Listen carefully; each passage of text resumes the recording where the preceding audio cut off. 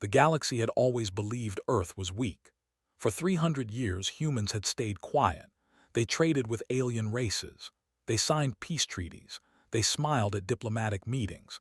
The Galactic Council looked at Earth and saw a young species. They saw farmers, artists, and dreamers. They never looked deeper. They never asked why humans built so many factories on the dark side of their moon. They never wondered about the strange energy readings from Mars. The aliens made a terrible mistake. They confused silence for weakness. Ambassador of the Dominion stood on the bridge of his command ship. His 4 eyes watched Earth spinning slowly below. Blue oceans, green lands, white clouds, such a beautiful planet, such easy prey. Behind him, 200 Dominion warships held position. Their weapons were charged. Their soldiers were ready. The Dominion had conquered 47 worlds. Earth would be number 48. "Send the message," ordered. His voice was cold like space itself. The communication officer pressed the controls. The message traveled to every screen on Earth, every phone, every computer, every television. Billions of humans stopped what they were doing. They looked up. They listened. "People of Earth," spoke. "The Dominion claims your world. You have 6 hours to surrender. Give us your planet. Give us your resources. Give us your obedience. If you refuse, we will burn your cities. We will enslave your children. We will erase your history. You cannot fight us. You cannot run. You can only submit. Choose wisely." The transmission ended, smiled with his sharp teeth. He had given this speech many times. Every species reacted the same way. First came fear, then came chaos, then came surrender. Humans would be no different. On Earth, the message played again and again. People gathered in streets. Families held each other. Children cried, but something strange happened, something the Dominion did not expect. After the first hour of shock, the crying stopped. The fear in human eyes changed. It became something harder, something dangerous. Across the planet, old soldiers stood up straight. Factory workers looked at their hands. Scientists ran to their labs. A quiet anger spread through humanity like fire through dry grass. In Geneva, the United Earth Council met behind closed doors. President Maya sat at the head of the table. She was 63 years old. Her hair was gray. Her eyes were tired, but her spine was made of steel. Around her sat the leaders of every nation. They had argued for centuries. They had fought wars against each other. But today they agreed on one thing. "They want our answer in 6 hours, President said. I say we give it to them in 3. General stood up. He was a large man with scars on his face. He had fought in 3 wars. He had buried friends. He knew what battle meant. "Madam President, the Prometheus Protocol is ready. It has been ready for 150 years. Our grandparents built the first ships. Our parents built the weapons. We built the fleet. 12,000 warships, hidden in the asteroid belt, hidden on the far side of Jupiter, hidden in places the aliens never thought to look."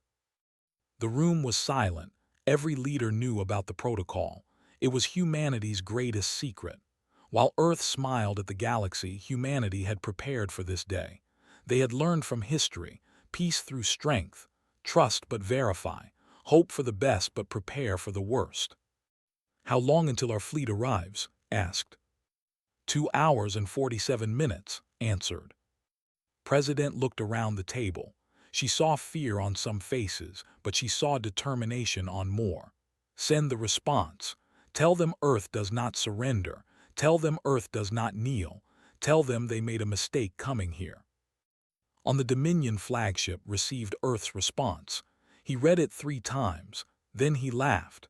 The sound echoed through his bridge. His officers looked at each other. They had never heard their commander laugh so hard. "These humans are insane," said.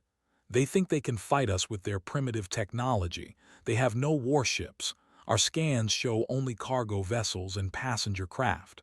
What will they fight with? Farming equipment." His tactical officer checked her screens. "Commander, I am detecting some movement in the outer system, probably mining ships fleeing the area." "Ignore them," waved his hand. "Prepare the invasion force. We will teach these humans what happens when lesser species challenge the Dominion." 2 hours passed. The Dominion fleet moved into attack formation. Soldiers loaded into drop ships, weapons locked onto major cities, watched his screens with hungry eyes. In 30 minutes, Earth would burn. Then the sensors screamed. "Commander," the tactical officer jumped from her seat. Multiple contacts emerging from hyperspace, thousands of contacts. Grabbed his console. "What? Show me." The main screen changed. Space around Earth was filling with ships. Not dozens, not hundreds. Thousands upon thousands of warships dropped out of hyperspace. They came from every direction. They blocked out the stars. Each ship was massive. Each ship bristled with weapons. Each ship flew the flag of United Earth. The tactical officer's voice shook.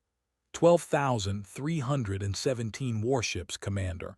They are surrounding us." Felt something he had not felt in decades. Fear. Cold, terrible fear. "That's impossible. Where did they come from? How did they hide this fleet?" No one answered. No one could answer. The human fleet moved like one organism. They flowed around the Dominion ships like water around stones. Weapons powered up. Shields activated. Targeting systems locked. The 200 Dominion warships suddenly looked very small, very alone. A new transmission came through. President's face appeared on every Dominion screen. She was not smiling. "You came to our home," she said. Her voice was calm but sharp as a blade. "You threatened our children. You demanded we bow. Now look around you. Look at what Earth has built in silence. Look at what humanity creates when pushed. We did not want this war. We never wanted any war. For 300 years we tried peace. We tried friendship. We tried diplomacy. But we also remembered our history. We remembered that peace must be protected. So we built these ships. We trained these crews. We prepared for this moment. You asked us to choose. We have chosen. Earth does not surrender." His hands shook. His officers were frozen at their stations. Outside, human warships moved closer. Their weapons glowed with deadly energy. "Commander, what do we do?" his second officer whispered. Had no answer. He had conquered 47 worlds. He had never lost a battle, but he had also never faced anything like this. The humans had turned his invasion into a trap. His 200 ships were now surrounded by 12,000. The math was simple. The math was terrifying. "Open a channel to the human fleet," ordered. His voice was barely a whisper. President answered immediately. "Yes, Ambassador." We did not know," said. "We did not understand. Please, let us leave. We will tell the Dominion that Earth is protected. No one will bother your world again." Studied him through the screen. Her eyes were hard. "You would have killed billions today. You would have taken our planet, our freedom, our future. And now you ask for mercy." "Yes," the word burned in his throat. "Please." For a long moment was silent. Then she spoke. "Humanity learned long ago that true strength is knowing when not to use power. You came here to destroy us. We could destroy you just as easily. Every ship, every soldier, gone in minutes, but we will not do that." Felt a tiny spark of hope. "However," continued, "you will deliver a message to your Dominion, to the Galactic Council, to every species that thinks Earth is weak. Tell them what you saw today. Tell them about our fleet. Tell them that humanity does not seek war, but we will never ever run from it. We will defend our home. We will protect our people. And if anyone threatens our children again, we will not show mercy a second time. Do you understand?" "Yes," said, "I understand completely." "Then go, leave our system, and never come back." The Dominion fleet turned around. They activated their hyperspace drives. They ran. They ran faster than they had ever run before. Behind them, 12,000 human warships held position. They did not fire a single shot. They did not need to. On Earth, people watched the alien ships disappear. Then they cheered, in every city, in every village, in every home. The cheering rose into the sky. Humanity had stood together. Humanity had won. President stood at her window. She looked up at the stars. Her fleet was still out there, still protecting, still watching. She thought about her grandmother. Her grandmother had helped build the first Prometheus ships.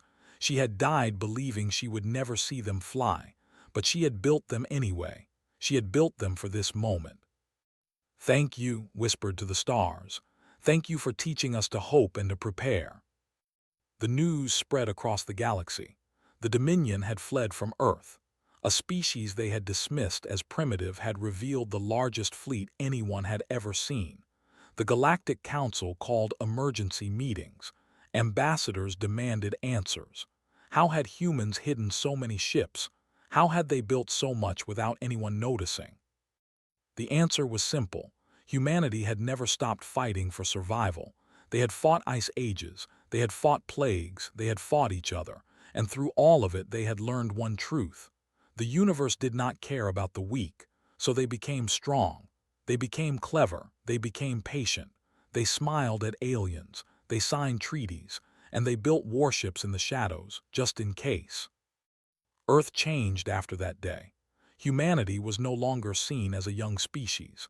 They were seen as a sleeping giant that had finally opened its eyes. Trade offers flooded in. Alliance requests arrived daily. Species that had ignored humans suddenly wanted to be friends. But Earth remembered. Earth always remembered. The fleet stayed ready. The factories kept building. The soldiers kept training. Because humanity had learned the most important lesson of all. Peace was precious. Peace was worth protecting. And sometimes the best way to keep peace was to show the galaxy exactly what would happen if anyone tried to take it away. The stars were watching, and now they knew. Earth did not stay silent. When pushed, Earth roared.